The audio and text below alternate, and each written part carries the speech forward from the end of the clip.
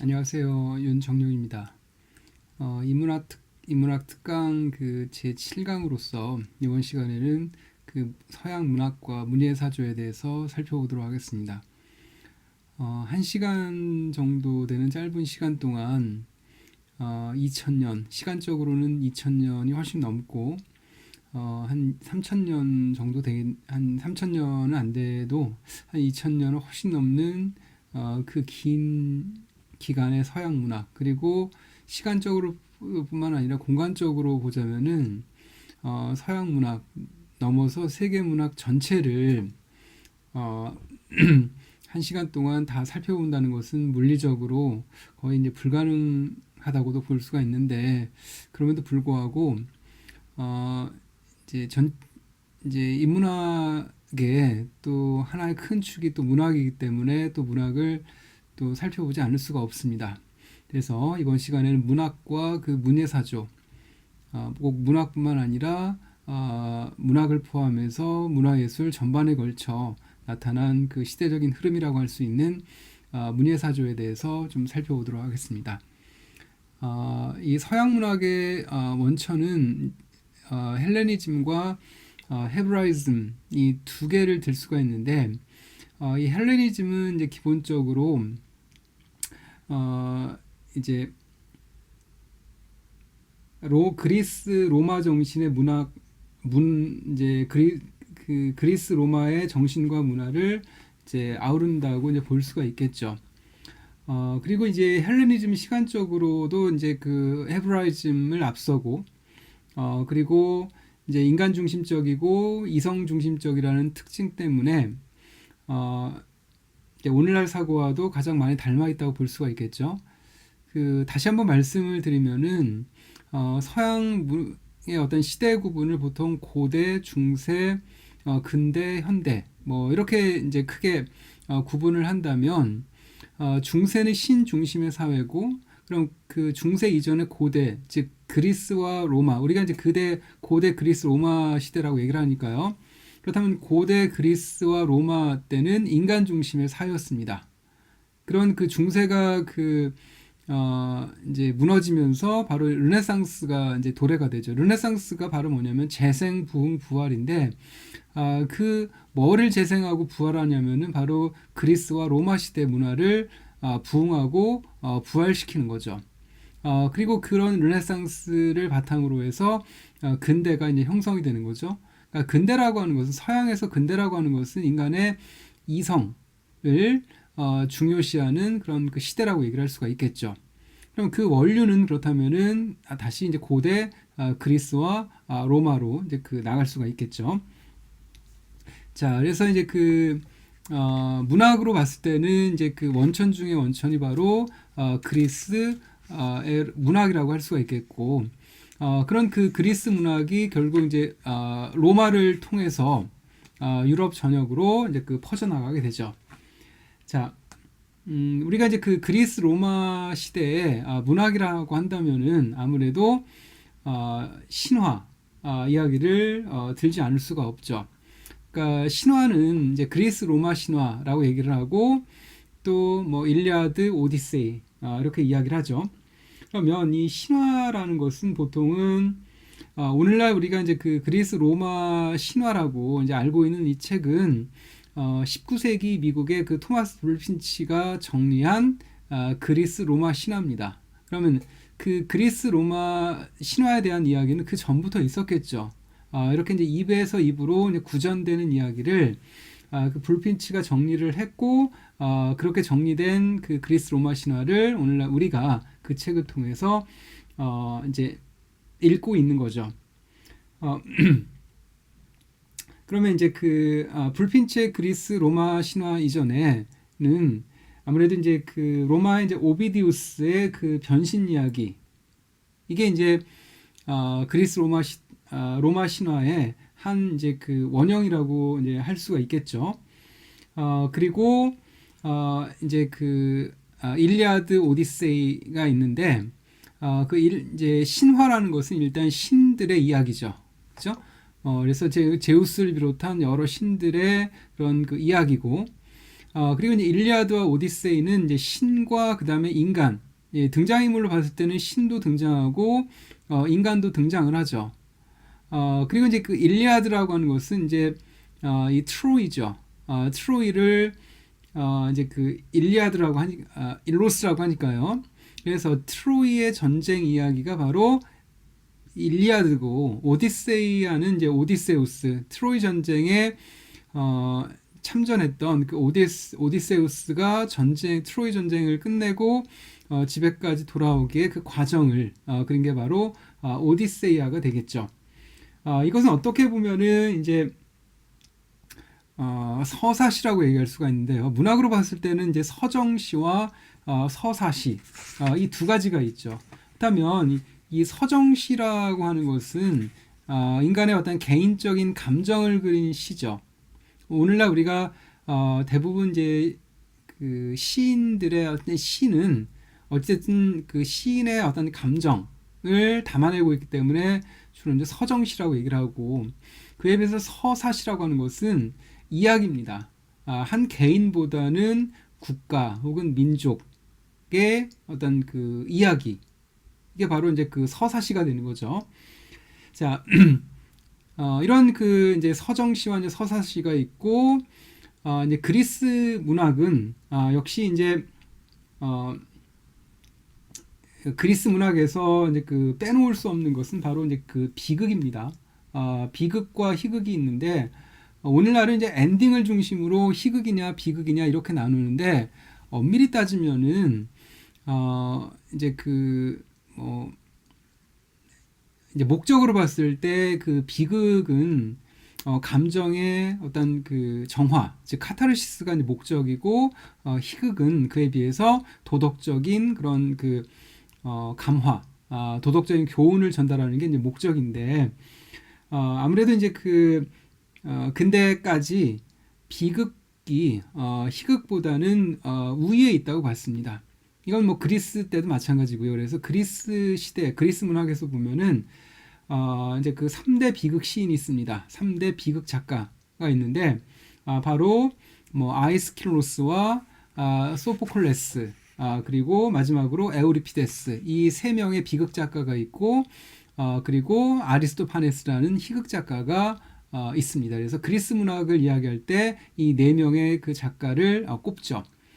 이 아이스킬로스는 특히 이제 오레스테이아 이제 3부작이 있는데요. 아가멤논과 그 다음에 코에 포레이와 그리고 에우메니데스, 이 세 편의 그 작품이 있는데 아가멤논은 이제 그리스 이제 트로이 전쟁 그리스 연합군의 총사령관이죠. 근데 그 신화에서 좀 얘기를 했지만 아가멤논이 이제 그 트로이 전쟁을 가는데 출정하는 데 있어서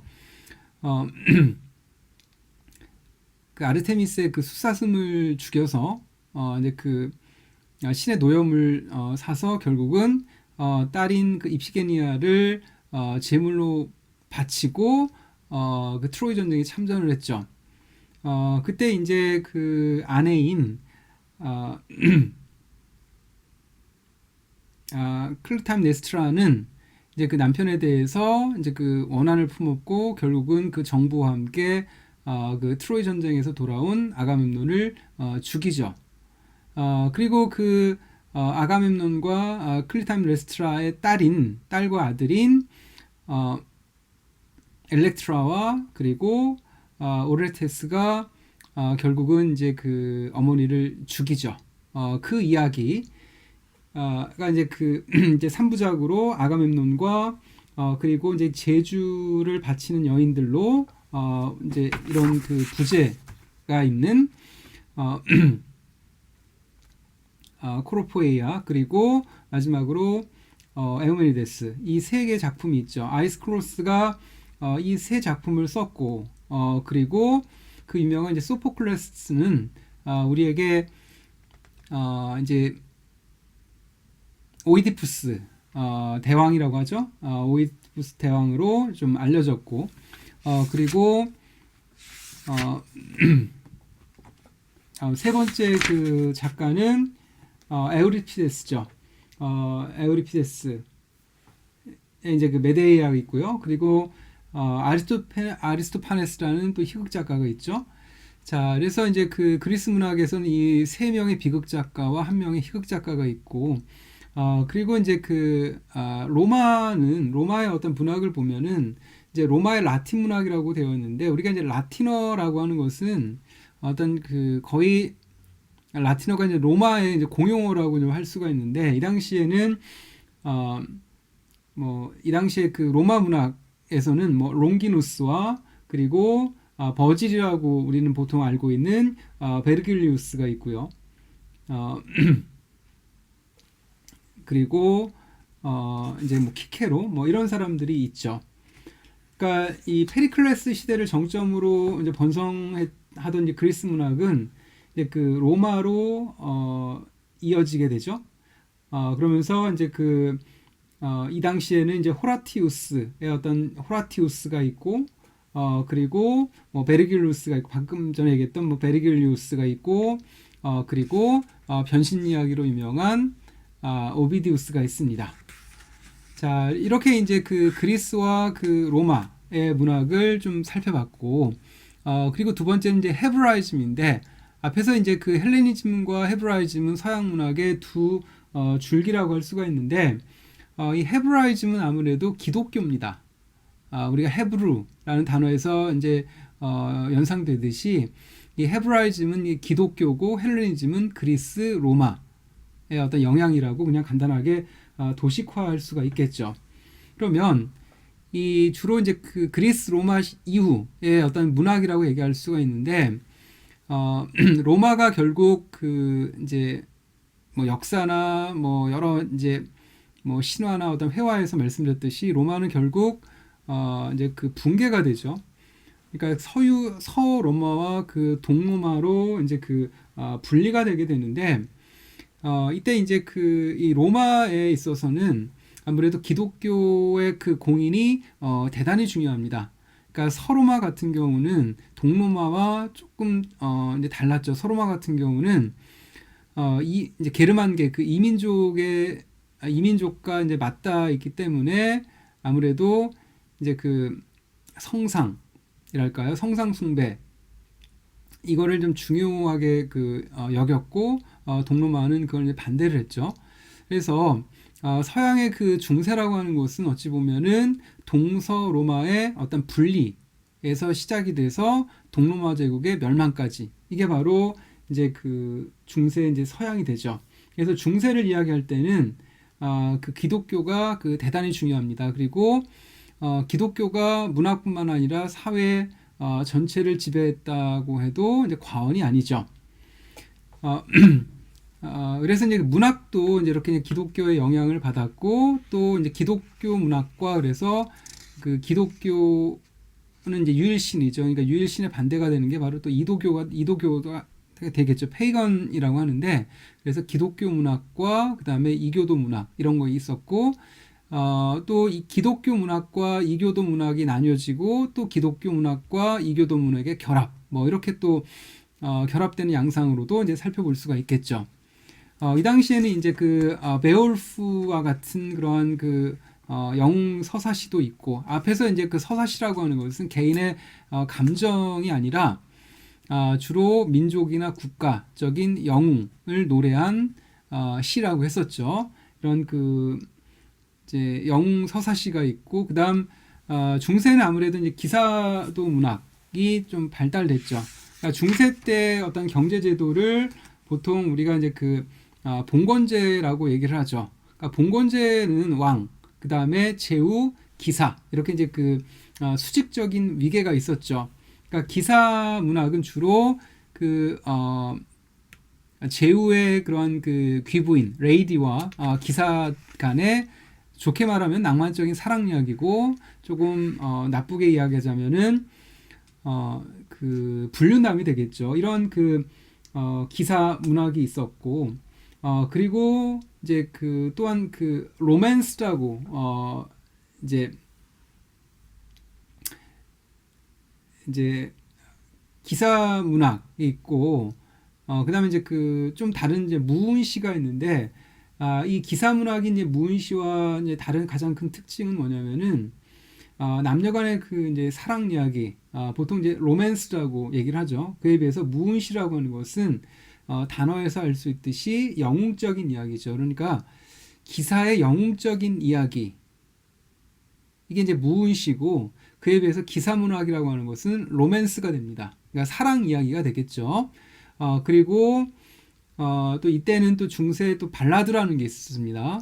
이 발라드는 이제 민중들의 그런 이야기죠. 근데 여기까지 이제 문학이라고 하면 여전히 장르적으로 봤을 때는 시입니다.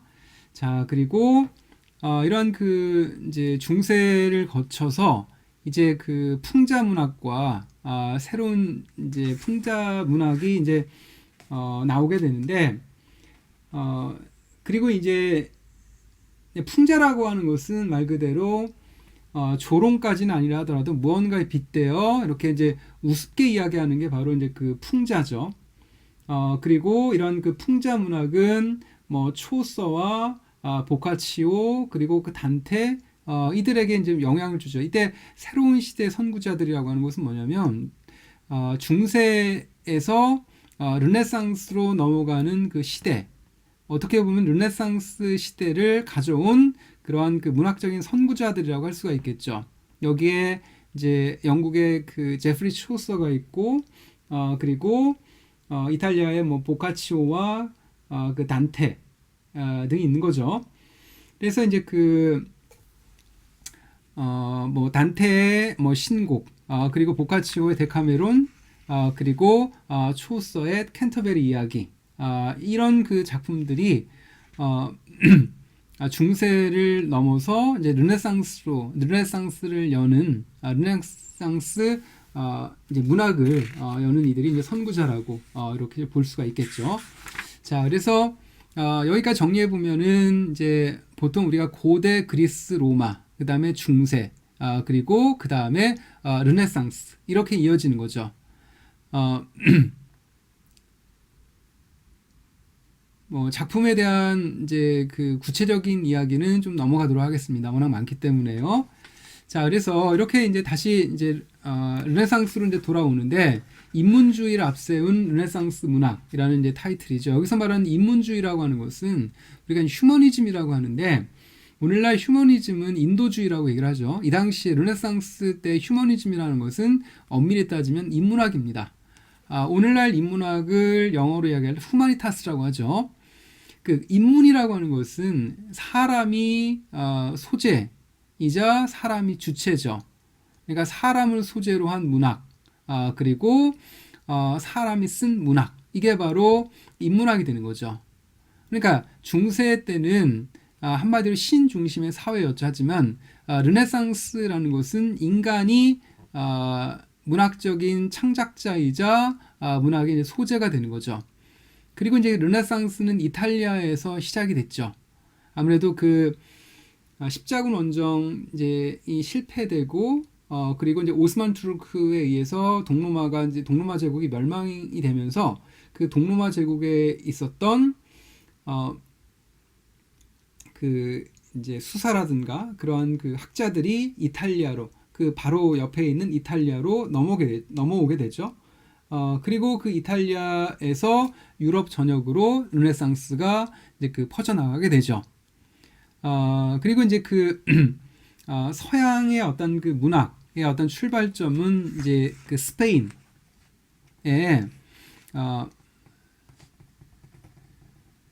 세르반테스에서부터 보통 이제 우리 근대 문학을 이야기를 합니다.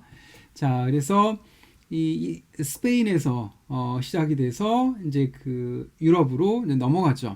아까 얘기했던 이탈리아의 뭐 단테나 뭐 보카치오, 페트라르카에서 이제 시작이 되어서 그게 이제 그 유럽 전역으로 이제 퍼져나가게 되는데, 근대 문학의 어떤 출발점은 스페인의 이제 세르반테스의 어떤 돈키호테라고 얘기를 할 수가 있겠고, 그리고 이제 그 네덜란드에 네덜란드 이제 에라스무스의 이제 그 우신예찬이라는 이 책이 있고, 이 책은 이제 영국의 이제 토마스 모어의 유토피아, 유토피아를 쓴 토마스 모어에게 또한 그 영향을 끼쳤다고 볼 수가 있겠죠. 그리고 이제 미술에서 얘기했지만 이제 바로크하고 로코코가 있을 때 바로크가 좀 남성적이라면 로코코는 좀 여성적이라고 이렇게 얘기를 했었죠. 그리고 이제 그 르네상스는 자연스럽게 그 종교개혁과 또 연결이 되죠. 어, 그래서 이제 그 중세에서 어떤 근대 그리고 르네상스로 넘어갈 때 역시 중심지는 이제 스페인이었습니다. 그리고 이제 그 스페인에서 이제 그 북유럽으로 네덜란드, 영국, 뭐 프랑스 이렇게 이제 그 넘어가게 되죠.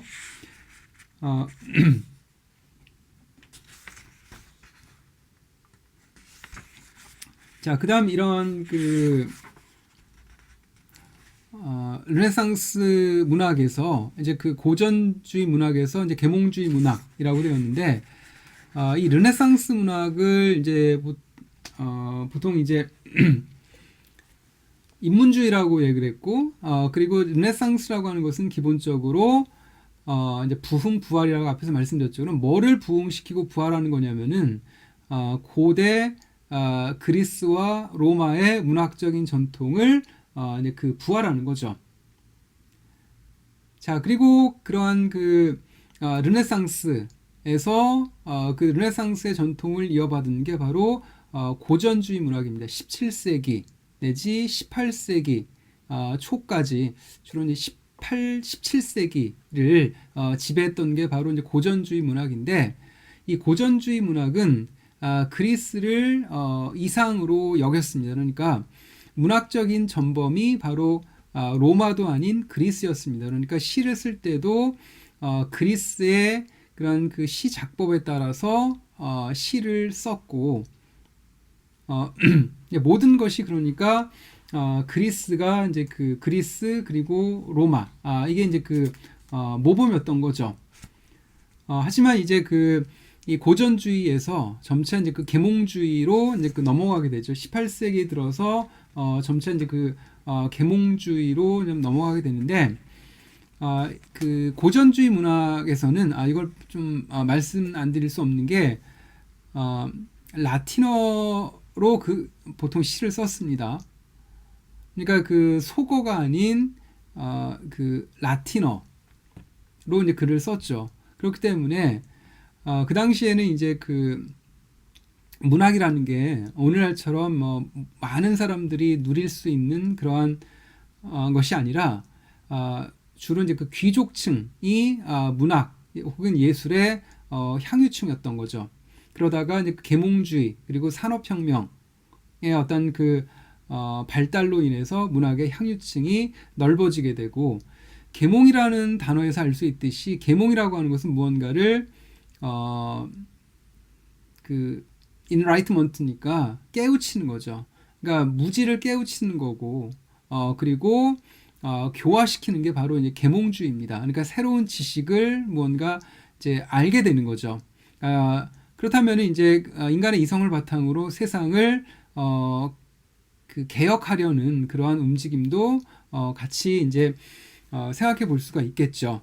그래서 일단 계몽주의 문학에서는 인간의 이성이 대단히 그 중요한 작용을 하게 되고요. 그리고 세상을 이제 그 개혁하려는 그런 움직임이 이제 엿보이죠. 특히 이제 영국 같은 경우, 구체적으로 영국을 보자면은 영국은 17세기에 청교도 혁명과 그 명예혁명을 거치죠. 그러면서 18세기 이제 그 초에는 이제 앤 여왕 이후에 정치적으로도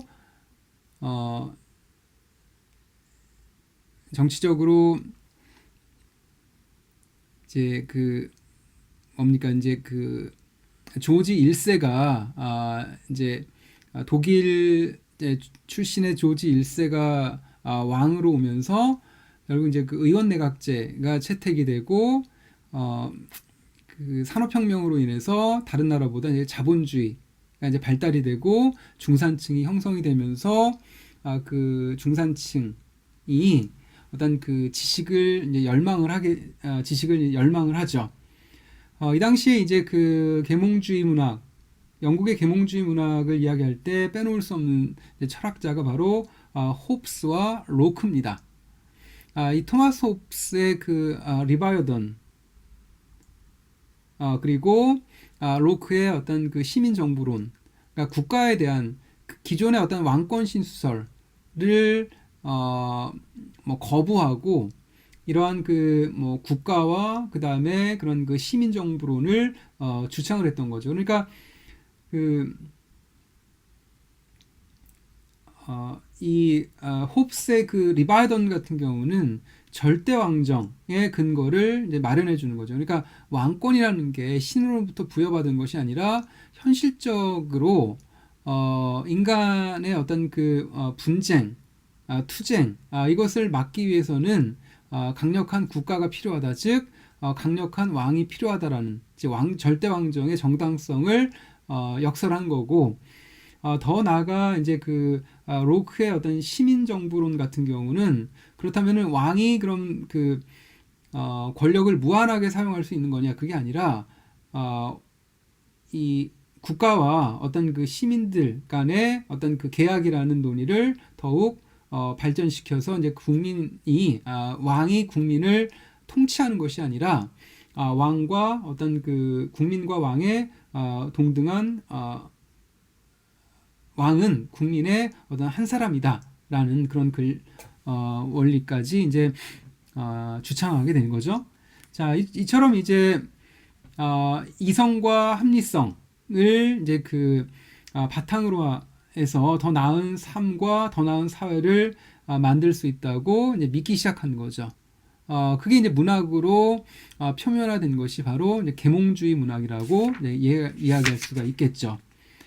그래서 이제 이 당시에 영국과 어떤 그 프랑스에서의 계몽주의 문학가들을 본다면은 영국에서는 일단은 이 조나단 스위프트가 있죠. 그러니까 걸리버 여행기를 쓴 조나단 스위프트가 당시 이제 그 영국 사회를 이제 풍자를 했고, 그리고 다니엘 디포의 로빈슨 크루소가 있고, 그리고 이 사무엘 리차드슨의 그 파멜라와 같은 작품도 있고요. 그러니까 프랑스에서는 뭐 볼테르나 그리고 뭐 디드로라는 그 백과사전파, 백과사전을 통해서 그 지식을 집대성하고 그 지식을 많은 사람들에게 알리려는 그런 그 디드로의 노력이 있었고, 그리고 또 이 당시에 또 이제 계몽주의 문학가로서 이제 빼놓을 수 없는 한 사람이 루소입니다.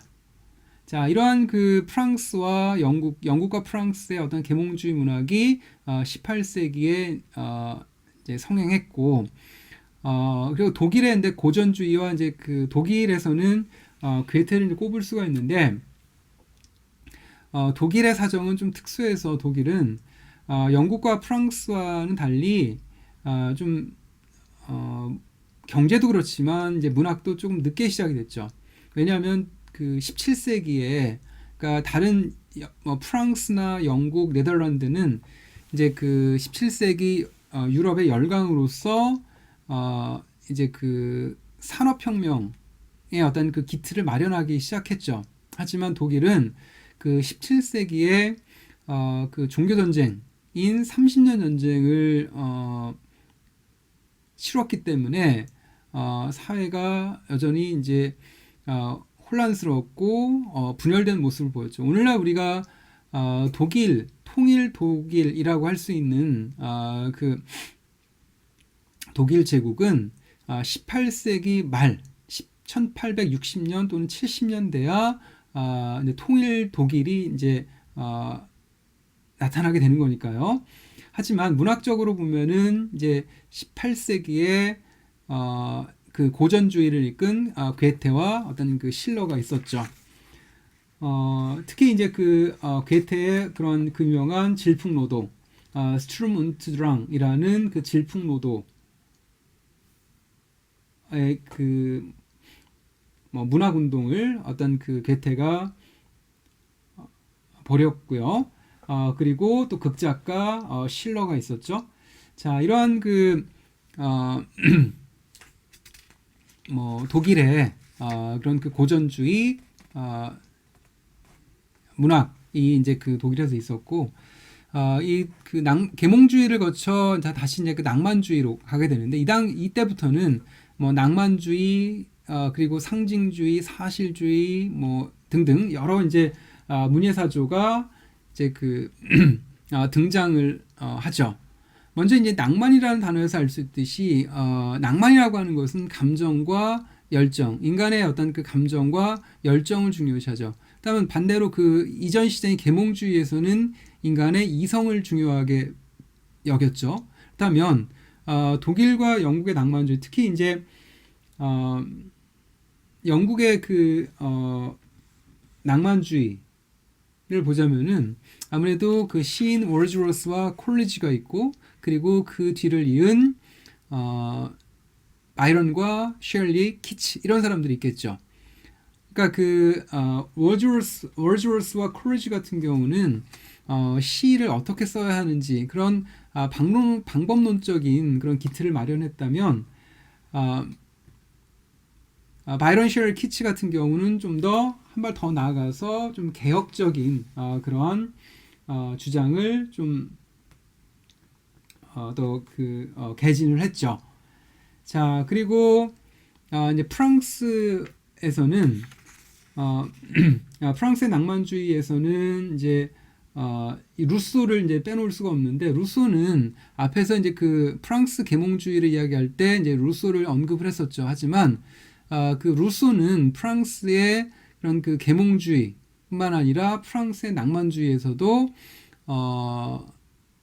언급이 됩니다.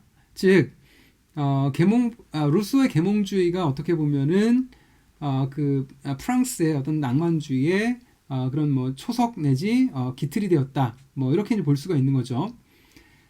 그리고 그러한 프랑스의 낭만주의가 빅토르 위고를 통해서 보다 이제 확립이 되었고요. 그리고 이제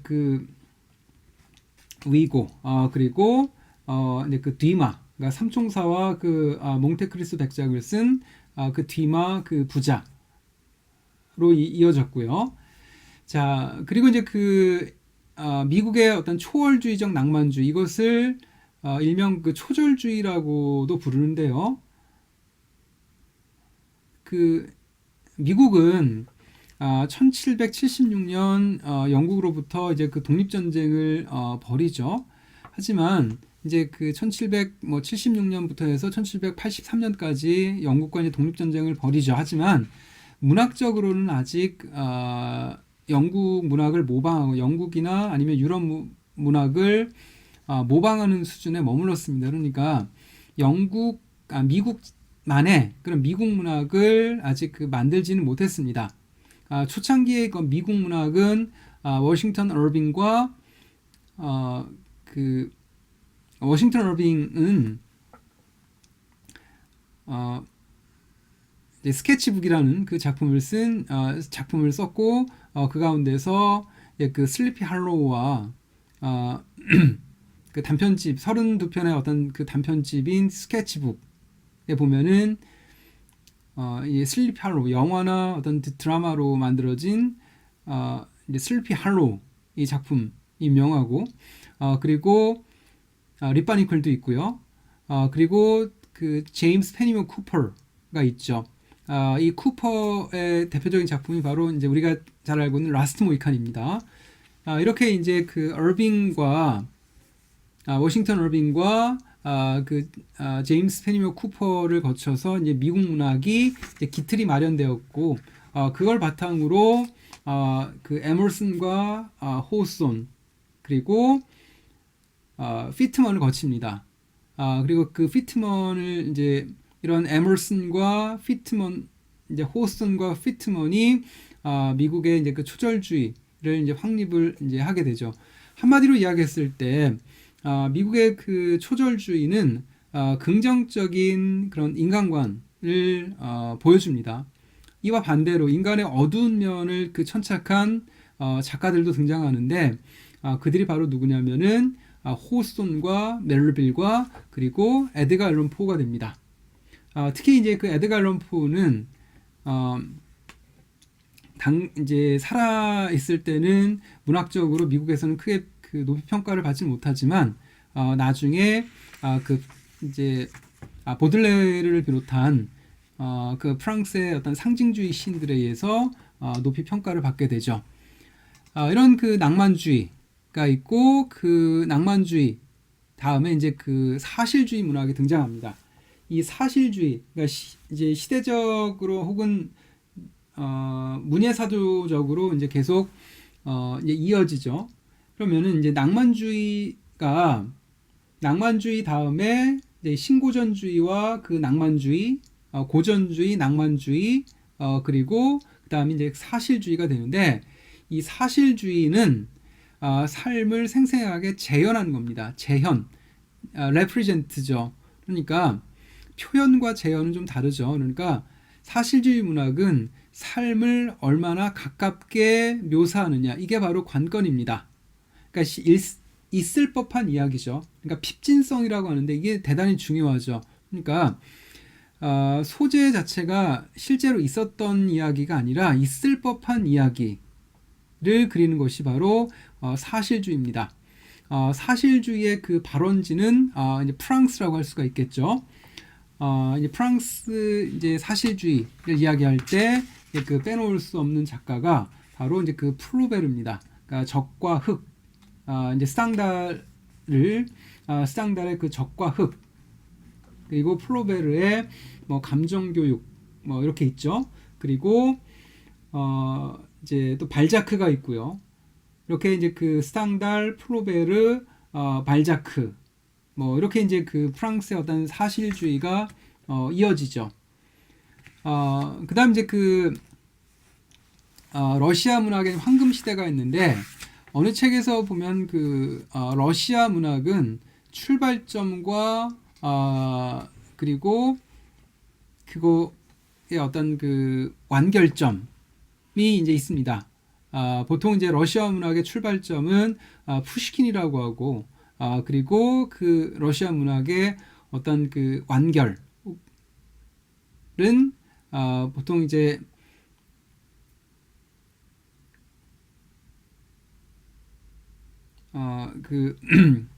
롤리타를 쓴 이제 그 미국으로 망명한 그 나보코프를 이제 그 꼽는데요. 자, 그렇다면 그 프랑스 문학은 아무래도 이제 푸시킨으로 시작해서 그 다음에 이제 그 투르게네프를 거쳐서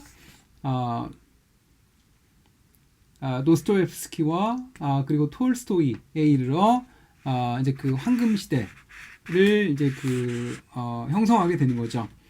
이 푸시킨은 어떻게 보면 다시 한번 얘기하지만 이제 뭐 예브게니 오네긴과 같은 이제 문문 소설을 쓰고 또 대위의 딸 같은 작품도 썼는데, 이런 푸시킨은 이제 러시아 문학의 어떤 출발점이라고 얘기를 할 수가 있고, 고골, 극작가 이제 고골을 거쳐서 다시 먼저 플로베르, 그리고 도스토옙스키, 톨스토이, 이렇게 그 연결이 되는 거죠.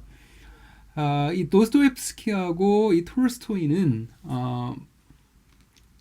뭐 문학적으로 이제 너무나 깊고 넓기 때문에 이렇게 간단히 말씀드릴 수 있는 부분은 아니고요.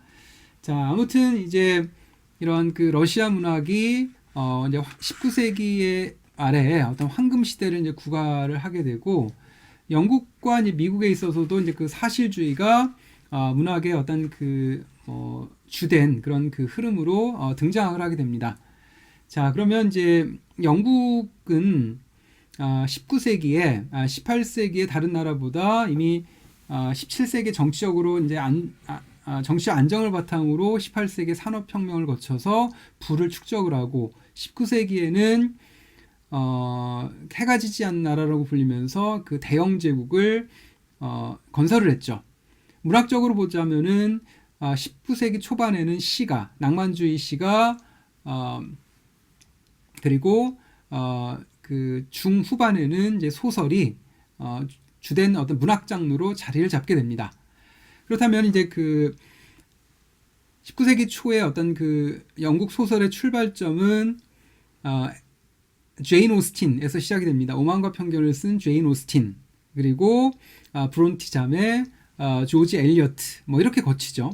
하지만 또 이제 그 찰스 디킨스와 뭐 세커리 그리고 토마스 하디 뭐 이런 또 이제 또 하나의 또 그 계보도 있죠. 자, 그래서 19세기의 그러한 그 프랑스 영국의 그 소설적인 어떤 계보가 있고요. 그런데 뭐 너무나 또 다양하기 때문에 다 뭐 말씀드릴 수는 없을 것 같고, 이 가운데서 이 조지 엘리어트 같은 경우는 조지 엘리어트는 앞에서 이제 그 뭐 제인 오스틴이나 그런 그 브론티 자매와는 소설적인 결이 좀 다른데요. 이 조지 엘리어트의 소설은 어찌 보면은 이제 하디에까지 연결이 되는데, 좀 그 앞에 있는 이제 오스틴의 소설이 좀 낭만적인 그런 부분을 보인다면은 세커리나 하디는 그 사실주의 문학, 그러니까 삶을 있는 그대로 생생하게 이제 그 보여주죠. 그러니까 그 단순하게 그러한 그 결혼의 어떤 뭐 결혼과 연애에 대한 낭만성 이걸 보여주는 것이 아니라, 실제 그 결혼이나 남녀 관계가 그렇게 낭만적으로만 그러니까 전개되진 않는다라는 것을 좀 보여주었죠. 자, 그리고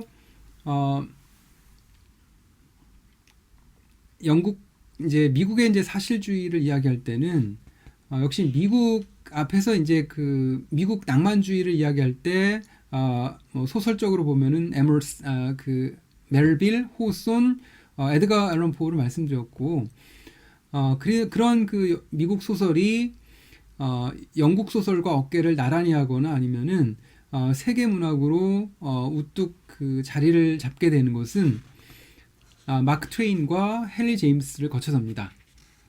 이제 마크 트웨인을 통해서 미국인들이 이제 자국 문학에 대해서 좀 자부심을 갖게 되었고, 그리고 이제 헨리 제임스를 통해서는 이제 미국 문학이 이제 세계 문학이라는 그런 생각을 이제 하게 되었죠.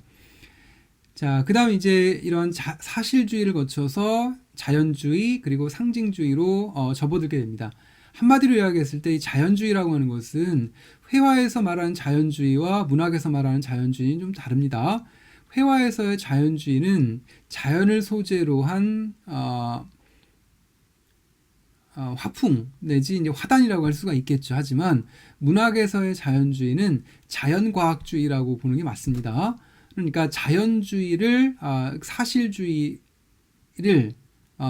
의 과학적인 그런 그 과학적 방법론이 그 결부가 된 거죠. 그렇기 때문에 자연과학주의가 맞는데, 즉 인간의 그런 그 운명이라고 하는 것은 그 인간의 어떤 의지에 의해서 바뀔 수 있는 것이 아니라 뭐 혈통이나 아니면은 뭐 지리적인 요건 등 이런 것에 의해서 이미 결정된다는 이야기죠. 그러니까 인간의 어떠한 그 자유의지 이런 것에 대한 가능성을 좀 회의적으로 보는 거죠. 그러니까 프랑스의 그 에밀 졸라 그리고 모파상 이들이 있고요. 그리고 영국에서는 그 토마스 하디가 있습니다. 그러니까 하디의 더보빌가의 테스를 보면은 그 테스가 자신의 운명을 개척하기 위해서 많은 노력을 하지만 결국 그 운명에서 벗어나지 못하죠.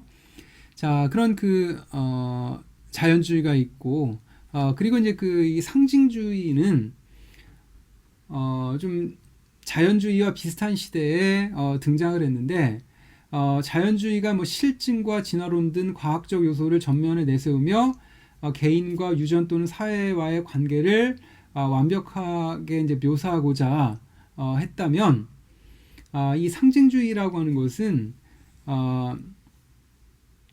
논리적인 그런 그 유추,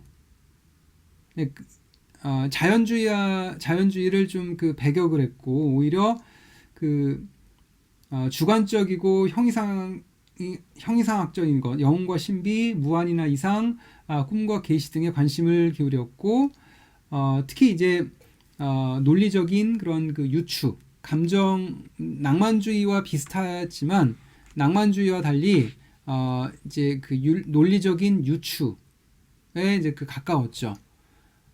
그러니까 이 낭만주의와 사실주의, 그 다음에 자연주의와 상징주의가 있을 때, 그렇다면은,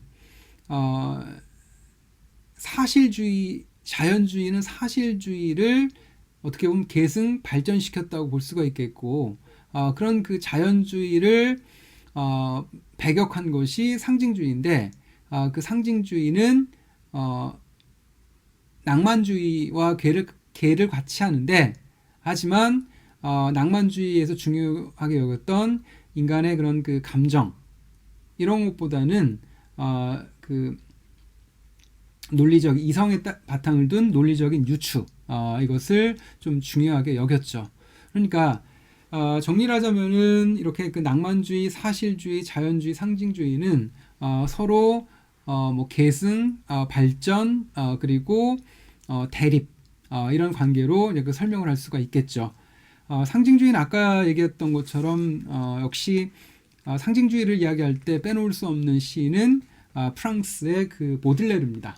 이 보들레르를 빼놓을 수 없죠. 보들레르 그리고 뭐 말라름의 그 베를렌 그리고 랭보 이런 프랑스의 상징주의 시인들이 있죠. 여담으로 말씀드리면 이 베를렌과 그 랭보는 영화 그 토탈 이클립스를 통해서 그들의 어떤 그 관계가 많이 알려졌죠. 자, 그리고 이 유미주의와 그 데카당스가 있는데 유미주의는 우리가 탐미주의라고도 부릅니다. 유미할 때 이때 유라는 것은 오직이죠. 그러니까 유미주의는 한마디로 이야기했을 때 오직 아름다움만을 추구한 주의, 탐미주의 또는 뭐 예술 지상주의라고 할 수도 있고요. 이 데카당스라는 것은 뭐 퇴폐주의라고 이렇게 부르는데요. 그럼 유미주의에는 역시 이제 오스커 와일드를 이제 그 꼽을 수 있죠. 그러니까 오스카 와일드의 그 유미주의를 나타내는 그 대표적인 그 작품이 그 희곡 살로메와 그리고 소설 도리안 그레이의 초상이 있죠. 그렇지만 결국 그 아름다움을 추구하다가 이제 파멸에 이르게 되죠. 그리고 이제 그 데카당스라고 하는 것은 이제 우리말로는 그 퇴폐주의인데 로마를 모델로 하죠. 그 후기 로마, 그러니까 로마 멸망 직전에 있던 그런 그 로마죠. 그러니까 몰락기의 그런 그 퇴폐적인 문화에서 새로운 미의 기준을 찾고자 했던 거죠. 예전에 그 영화로도 나왔는데 그 봄페이 최후의 날이라는 그 영화가 이제 그 당시 이제 멸망 혹은 몰락 직전에 있던 그 로마인들의 그런 그 화려하고 그 퇴폐적인 모습을 이제 잘 보여주죠. 이처럼 그 이 데카당스는 그 퇴폐적인 그런 그 문화에서 새로운 미를 찾고자 했고, 이 데카당스는 1900 그 이제 제2차 세계대전 후 이제 그 비트 세대 그리고 60년대 히피 문화에 영향을 끼쳤다고 볼 수가 있겠습니다. 자, 그리고 이제 프랑스의 이제 아방가르드와 이제 실존주의가 있는데, 아방가르드를 우리말로 하자면 전위 이렇게 두 글자로 이제 나타내죠. 그러니까 기존의 어떤 관습을 거부를 하는 게 바로 아방가르드죠. 요즘도 이제 그 아방가르드라는 용어는 이제 많이 쓰죠.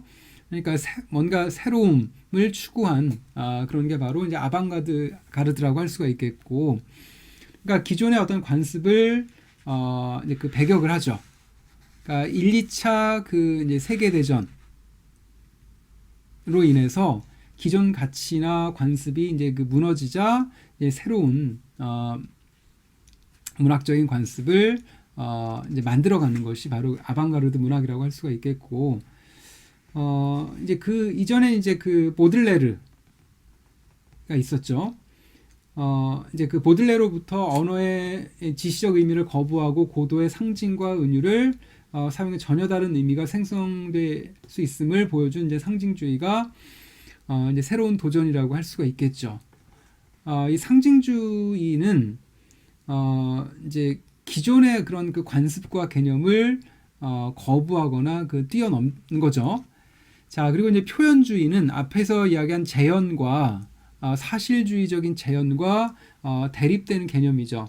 재현이라고 하는 것은 일단 그 모델이 있습니다. 모델이 있고 그것을 모방을 하는 거죠. 모방 또는 모사를 해서 얼마나 가깝게 만드느냐, 특히 삶에 얼마나 가까우냐, 이게 이제 그 중요한 거죠.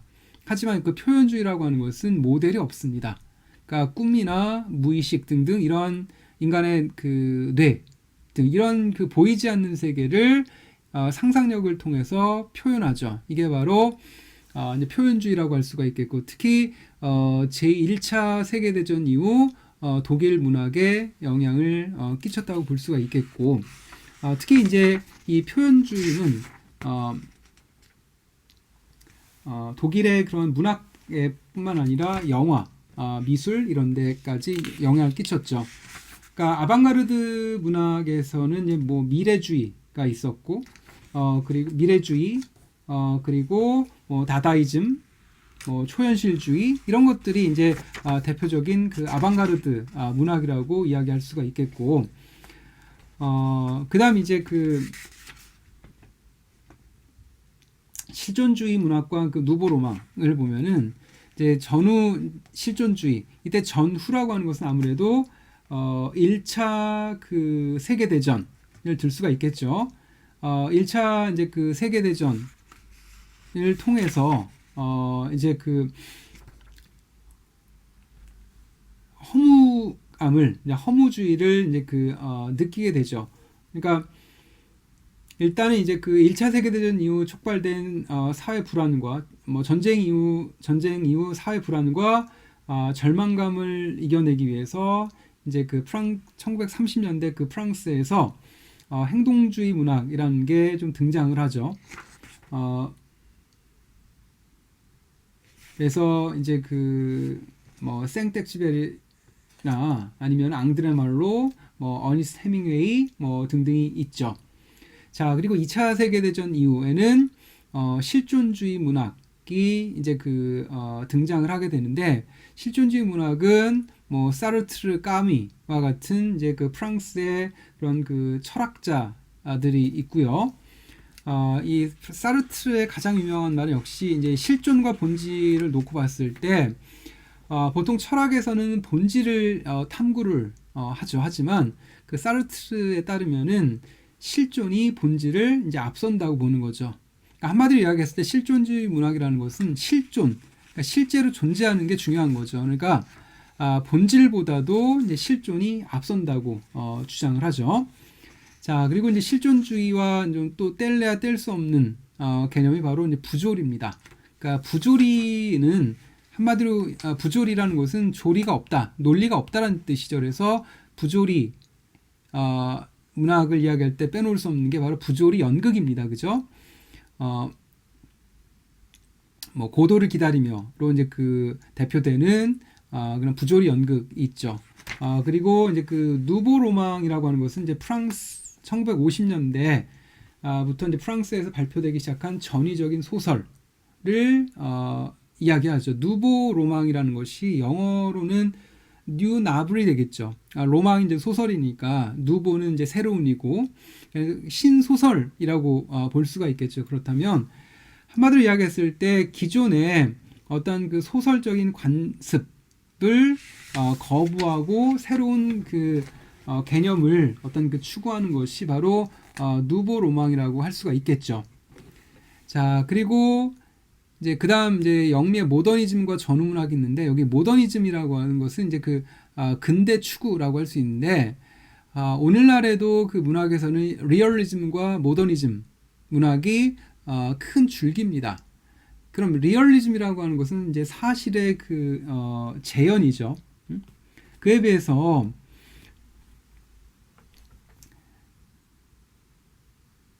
사실 재현, 그렇다면 이것은 이제 객관적으로 납득이 될 수 있는 객관적인 재현이죠.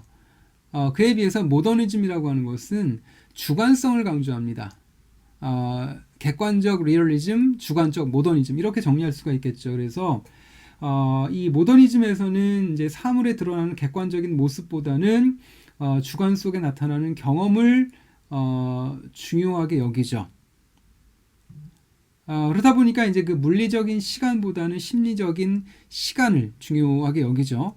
그래서 그 사실주의 연극에서는 실제 공연 시간과 물리적인 시간이 거의 일치돼야 됩니다. 하지만 그 모더니즘 문학에서는 그렇지가 않죠. 예를 들면 모더니즘 이제 그 소설을 이야기할 때 제임스 조이스의 율리시즈를 꼽죠. 율리시즈는 한 800페이지 가까이 되는데 그 800페이지 분량에 되는 그 이야기가 물리적인 시간으로는 하루도 안 걸립니다. 한 20시간 정도가 되죠. 18시간인가 20시간 정도가 되죠. 그러니까 그 20시간 채 만 하루도 안 되는 그 시간 동안에 머릿속에서 여러 가지 펼쳐지는 그 생각을 책으로 담고 있는 거죠. 그렇다 보니까 이 모더니즘에서는 이제 물리적인 시간보다는 심리적 시간을 중요시하게 여기고, 그리고 시간에 따른 서술보다는 공간적인 접근이 강조되면서 지각을 자극할 수 있는 이미지에 관심이 높아지는 거죠. 그래서 이제 모더니즘 이제 소설은 모더니즘 소설과 어떤 시를 놓고 봤을 때 모더니즘 시는 문화 소설은 주로 그 의식의 흐름 쪽으로 이제 수렴이 되고 모더니즘 시는 이미지를 중요시하는 이미지즘으로 수렴이 됩니다. 자, 이렇게 이야기할 수가 있겠고, 그러니까 주지주의, 주정주의가 있는데 한마디로 이야기했을 때 주지주의라는 것은 지를 강조하는 거고 주정주의라고 하는 것은 정을 강조하는 거죠. 그러니까 인간의 감정보다는 그러니까 가슴으로 느끼는 그런 그 감각보다는 머리로 인지하는 그런 지성, intellectual 이 부분을 강조를 하죠. 그렇기 때문에 이 모더니즘 문학은 그래서 보통 엘리트 문학이라고 좀 일컬어지기도 하죠. 자, 그래서 이제 그 뭐 시와 어떤 소설에 있어서 이런 그 모더니즘이 1920년대 주된 그런 그 문학적인 그런 그 흐름이 되고요. 그래서 대표적인 시인으로는 이제 그 뭐 에즈라 파운드와 토마스 엘리어트가 있죠. T.S. 엘리어트가 있죠. 그리고 이제 그 소설로서는 이제 버지니아 울프나 혹은 이제 마르셀 프루스트, 제임스 조이스 뭐 이런 소설가들이 이제 그 모더니즘 그런 그 소설가들로 이제 꼽히고 있고 그리고 이제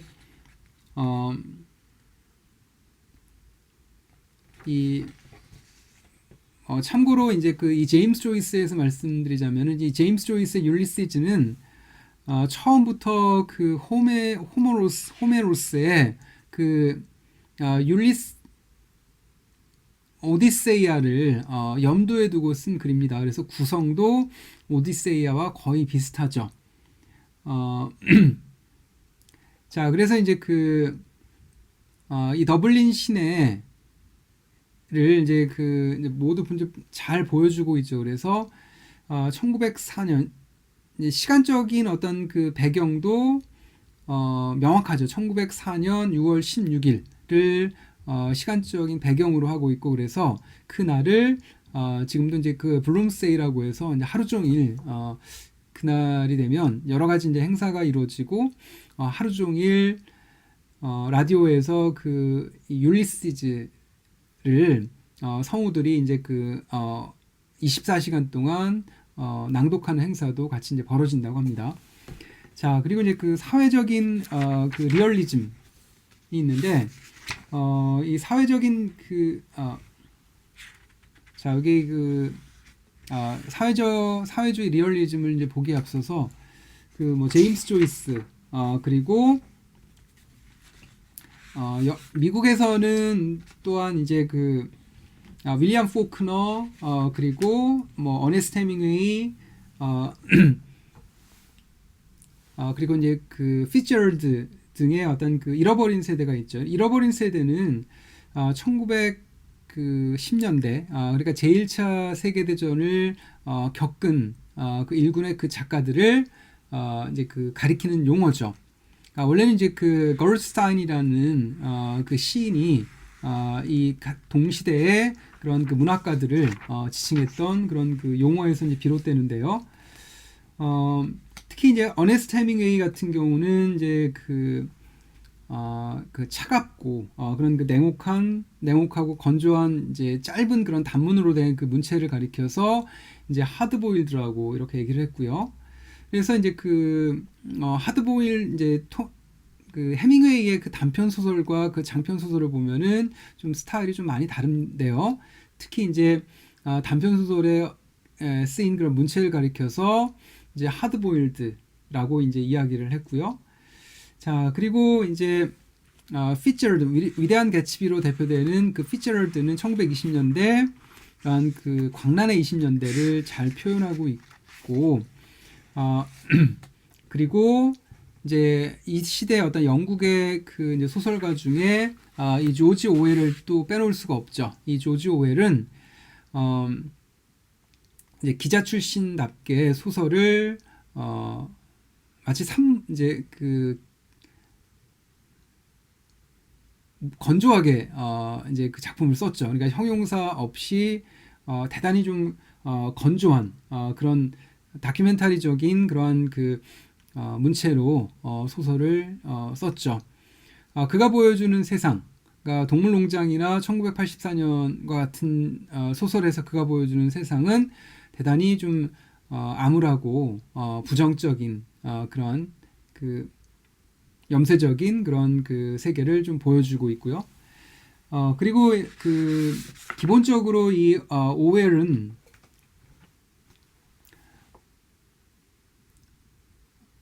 그 한때는 이제 그 스페인의 그런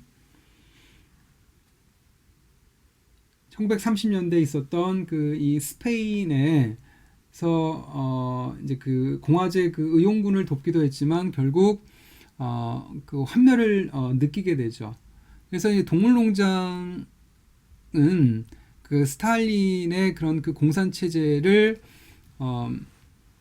비판을 하고 있고, 그리고 1984년 같은 경우 마찬가지로 그 엄격하게 통제된 그런 그 미래 사회를 이제 그 보여주지만 궁극적으로는 그 스탈린 체제를 어떤 그 비판하는 그런 입장이라고 할 수가 있겠고, 그리고 이제 사회주의 리얼리즘을 이야기할 때는 러시아의 그런 그 막심 고립기를 이제 빼놓을 수가 없죠.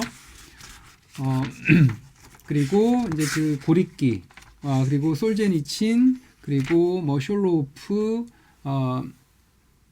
등등이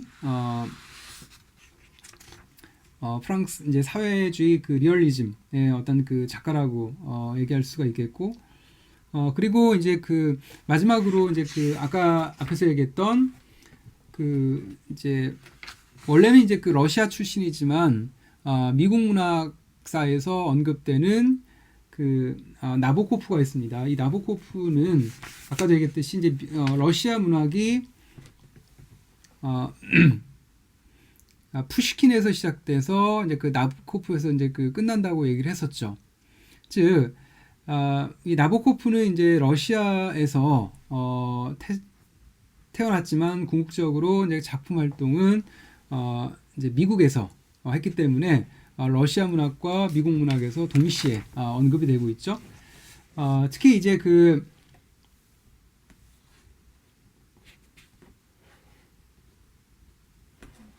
이 나보코프는 이후에 어떤 미국 문학 미국 이제 소설가뿐만 아니라 미국 문학에 큰 영향을 끼쳤다고 말씀드릴 수가 있겠습니다.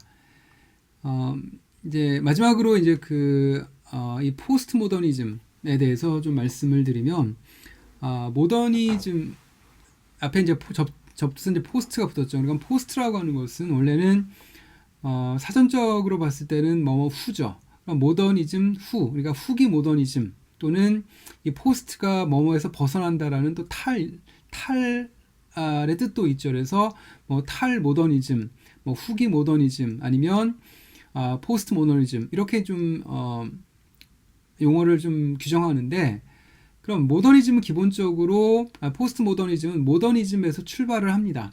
어찌됐든 간에. 하지만 아무래도 이제 모더니즘에서 출발은 이제 모더니즘에서 하지만 그 모더니즘에서 이제 벗어나죠. 앞에서 얘기했듯이 이제 모더니즘은 주로 엘리트 문학이라고 할 수가 있죠.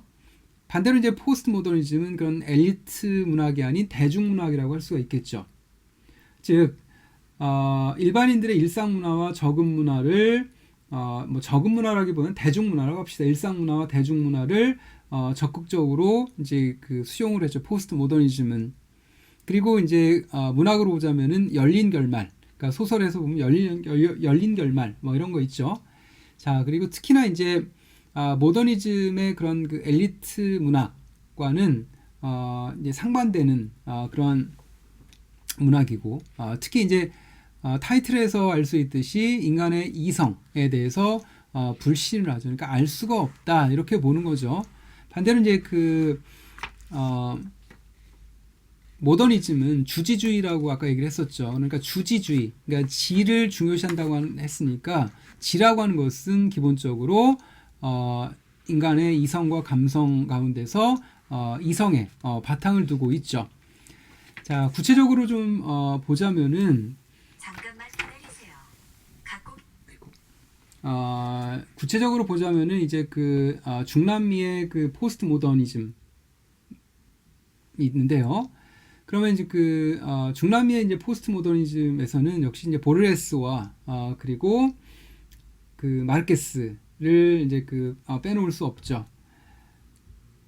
그러니까 그 모더니즘은 포스트 모더니즘은 유럽이나 그 영미가 아닌 중남미에서 시작이 됐고 그리고 그 중심에는 다시 한번 얘기하지만 보르헤스와 그리고 마르케스가 있습니다. 특히 이제 마르케스 같은 경우는 이제 그 100년간의 고독으로 잘 알려졌죠. 자, 그리고 이제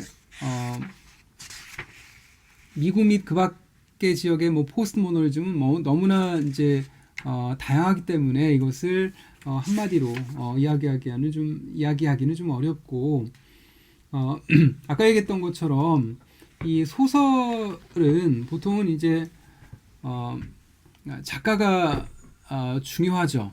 그리고 결말이 좀 분명하고 하지만 이 포스트 모더니즘 소설은 그와는 반대로 뭐 열린 결말 그리고 작가보다는 오히려 그 독자의 어떤 의 무게가 더 가고 독자의 해석을 작가 해석보다 더 중요하게 여기죠.